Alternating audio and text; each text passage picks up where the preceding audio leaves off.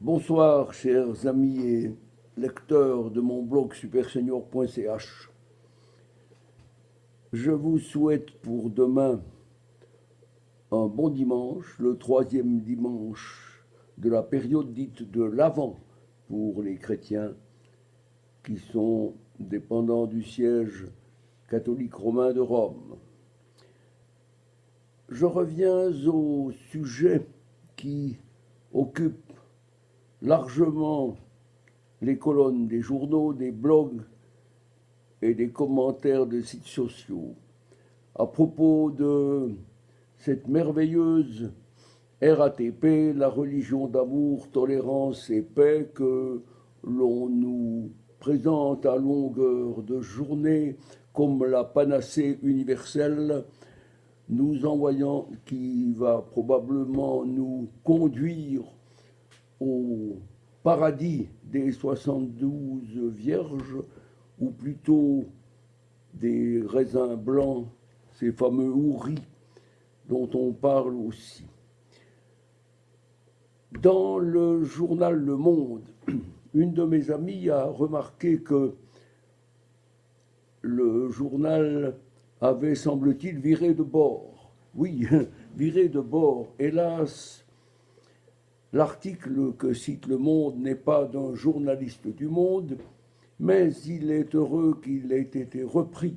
Cet article traite de l'islam et énumère tout ce que nous pourrions avoir comme avantage sans cette fameuse idéologie totalitaire qui est cachée sous le voile de la paix, de l'amour et de la tolérance.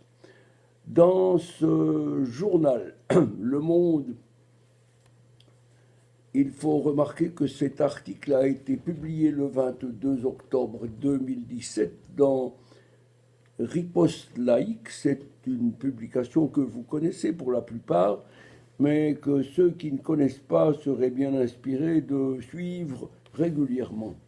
Ce sont nos amis Pierre Cassin et Christine Tazin qui ont le courage d'oser dire que l'islam est assassin. L'islam assassin. Dans ces différents textes publiés par nos amis, je relève quelques mots, quelques phrases.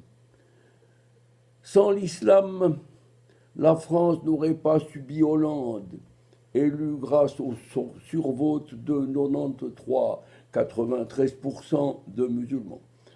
Sans l'islam, Hervé Gourdel serait encore vivant. Sans l'islam, Mera n'aurait pas assassiné 3 militaires et 4 juifs, dont des enfants à Toulouse. Sans l'islam, des milliers de psychopathes ne seraient pas partis en Irak et en Syrie pour nous apprendre à faire la guerre sainte et à nous tuer quand ils reviendront. Sans l'islam, il y aurait moins de coups de couteau à la gorge dans la rubrique des faits divers. Sans l'islam, jamais Brigitte Bardot, Charlie Hebdo, Pascal Hilou, Pierre Cassin, Renaud Camus, Yvan Rioufol et d'autres n'auraient été traînés au tribunal comme des malfrats par des commissaires politiques de l'antiracisme ou des musulmans rêvant d'instaurer la charia en France. Sans l'islam, il n'y aurait pas 2000 agressions et 200 viols par jour, selon les chiffres de Laurent Oberton dans France Orange Mécanique. Sans l'islam, il n'y aurait pas eu la guerre d'Algérie, parce que la France n'aurait pas dû intervenir en 1830 pour mettre fin aux exactions et aux captures d'esclaves, des barbaresques qui régnaient à partir d'Alger pour écumer les mers de la Méditerranée. Sans l'islam, on n'aurait pas eu la traite atlantique et pas de repentance. Et sans l'islam, les jeunes filles et femmes de France pourraient vaquer dans la rue avec un taux normal de sollicitation plus ou moins galante. Sans l'islam, le professeur Redeker ne vivrait pas comme un prisonnier dans son propre pays, etc.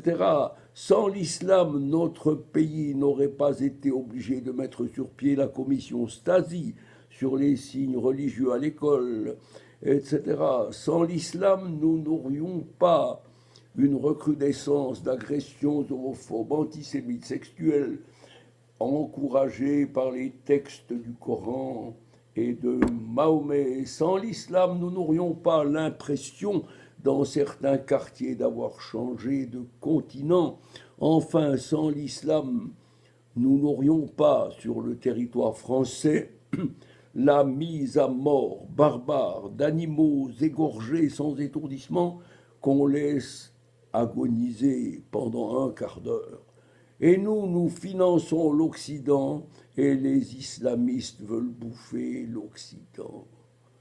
Les islamistes veulent bouffer l'Occident.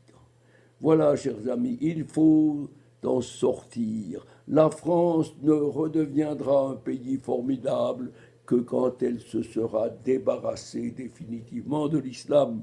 C'est le chemin que prend actuellement la République tchèque qui envisage, ainsi que la Hollande sous l'impulsion d'un résistant de là-bas, qui envisage d'interdire l'islam comme l'a été le nazisme dans nos pays. Je vous souhaite une bonne lecture de cet article que je poste au bas de ma vidéo.